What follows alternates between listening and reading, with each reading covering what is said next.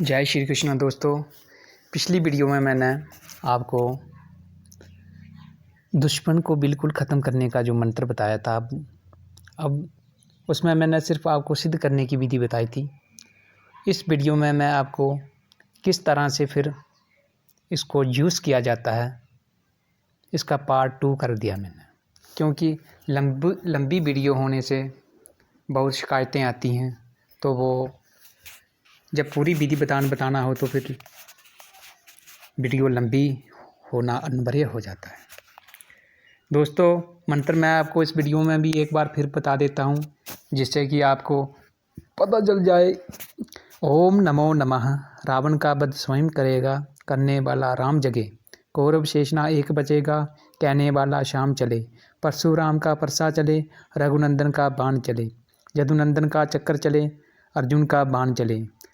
लगे शत्रु अमुक शत्रु को, फाट कलेजा मृत्यु के घाट चले। स्वयं कपन का गांठ बांध के, सातों शमशान जले।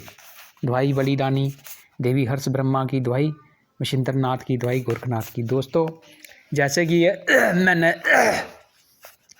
पिछली वीडियो में बताया था कि 11 दिन तक इसका 5 माला जाप करने से और 11वें दिन इसका 1 माला हवन करना है।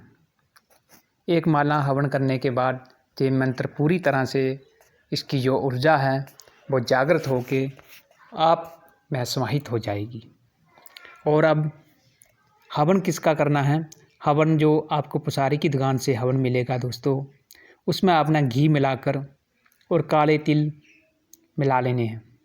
काले तिल मिलाकर आपने हवन करना है। 108 आहुति देनी है, जिससे ये मंत्र पूरी तरह से जागृत हो जाएगा।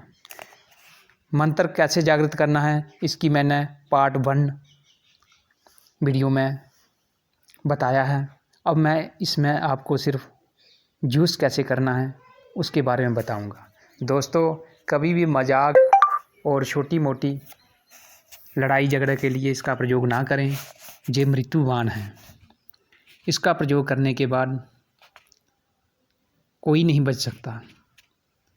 तो ऐसे सिर्फ ये दुष्ट व्यक्ति का संहार करने के लिए इस विद्या का प्रयोग किया जाता है।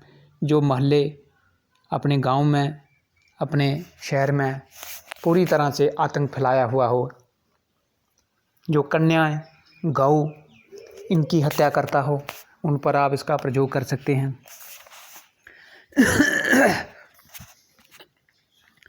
तो दोस्तों, क्या करना है आपने?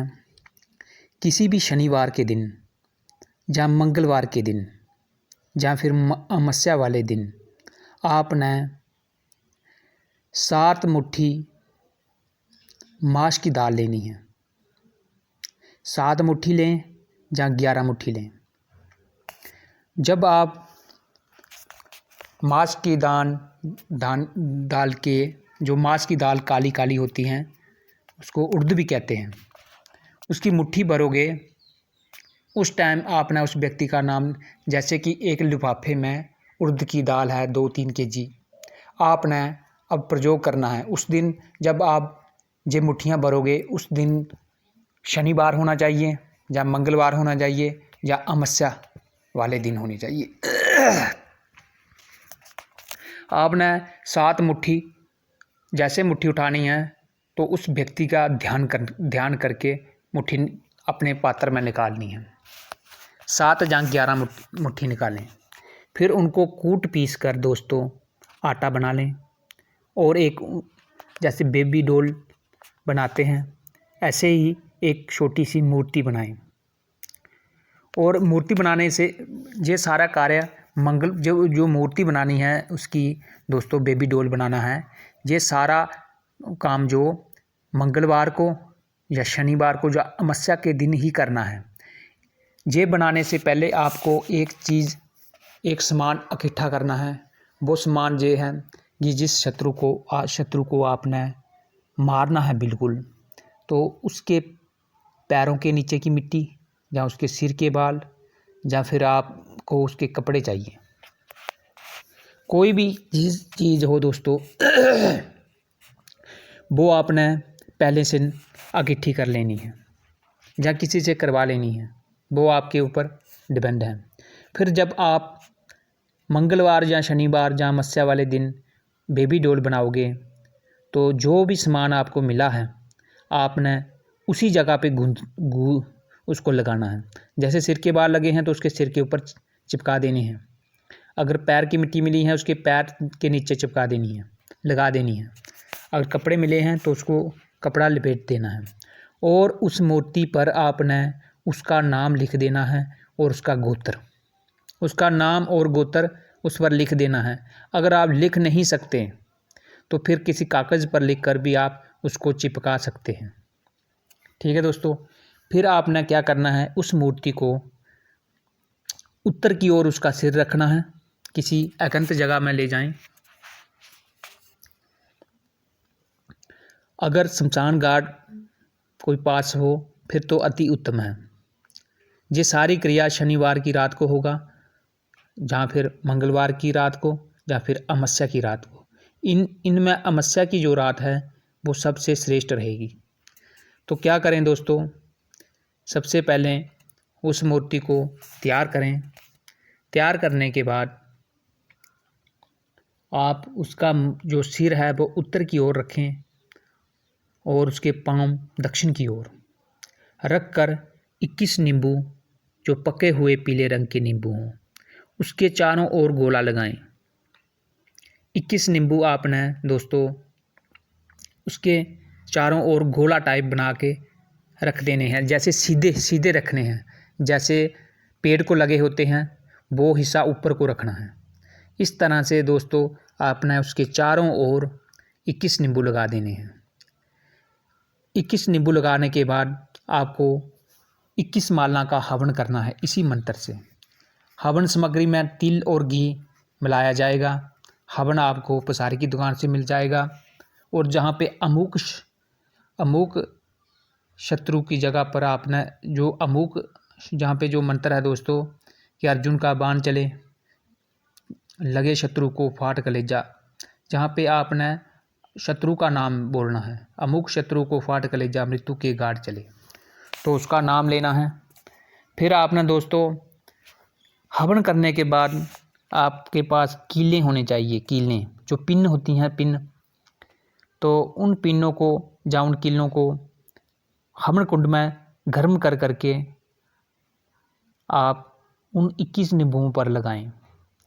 हर एक बार मंत्र पढ़ें, एक नींबू पर एक कील लगाएं। फिर दूसरी बार मंत्र पढ़ें, दूसरी, पहले हवन कर लें। हवन करने के बाद हवन की अग्नि में उन कीलों को गर्म कर करके आप एक एक बार मंत्र पढ़ के उनको नींबुओं को कील लगाएं। फिर उसके बाद दोस्तों आपने जिस जगह पे भी आपने पहले 21 नींबुओं को 21 बार मंत्र पढ़ के 21 कीलें लगेंगी। फिर उसके बाद आपके पास और ज़्यादा कीलें होनी चाहिए, 21 तो उनमें लग जाएंगी। फिर आपको मंत्र पढ़ के कील को फिर 3 बार मंत्र पढ़ना है एक कील पर। और जहाँ पर भी आप शत्रु को दर्द देना चाहते हो, उसके सीने में, उसके दिल में, उसके कलेजे में, उसके सिर में, जो उसकी जो बेबी डॉल है, 3 बार मंत्र पढ़ के एक कील को उसका अमुक की जगह पर उसका नाम लेकर ठोकते जाएं। ज़्यादा से ज़्यादा ठोकें दोस्तों। फिर हो सके अगर आपके पास शमशान घाट पास में नहीं है तो आप उसको चौरस्ते में भी गाड़ सकते हैं। फिर इसको सारे नींबुओं को और सारा सामग्री को शमशान घाट में गाड़ना है।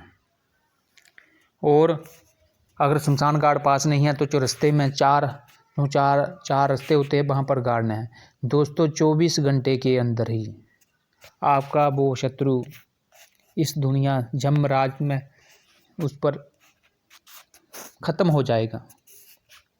तो दोस्तों कभी भी इसका दुरुपयोग ना करें, मजाक के लिए, जहाँ ट्राई करने के लिए मेरा कोई भी मंत्र आजमाने की कोशिश ना करें। अगर कोई इनका दुरुपयोग करेगा तो दोस्तों उसको भारी नुकसान भोगना पड़ेगा। मैं उन व्यक्तियों को ही इस मृत्यु बाण चलाने की आज्ञा दूंगा। जो हद से ज़्यादा परेशान हो चुके हैं और ऐसे दुष्ट व्यक्तियों के घेरे में फंसे हैं जिनको जीना मुश्किल हो गया है, तो वो व्यक्ति इसका प्रयोग कर सकते हैं। लेकिन इसका प्रयोग करने से पहले मुझे कमेंट करके पूछ लें, तो कमेंट में मैं आपको इजाज़त दूंगा। जानकारी